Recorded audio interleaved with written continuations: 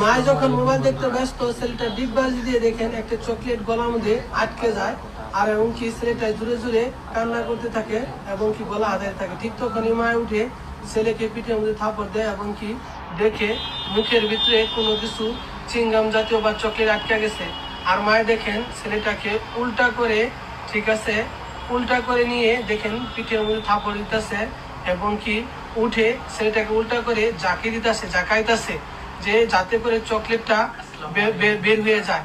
আর ছেলেটা কিন্তু একদম নিথর দেহের মতন নিস্তব্ধ হয়ে গেছে। মাই কিন্তু এখন অনেক চেষ্টা করতেছে চকলেটটা বাই করার জন্য। ছেলেটাকে উল্টা করে দেখেন কিভাবে জাকিরতেছে, হ্যাঁ, পাউটা একটু উপর নিয়ে দিয়ে মাথা নিচে রেখে, তারপরে শেষে কোনো কিছু হইতাছে না এবং কি মোবাইলটাও দেখলো, কি করবো এখন বুঝতে পারতেছে না। দেখেন অবশেষে খাটের থেকে নামলো এবং নামার সময় কিন্তু মায়ে দেখেন পায়ের মধ্যে কিন্তু অনেকটা ব্যথা পাইছে, আর ছেলে কিন্তু একদম স্তব্ধ হয়ে গেছে।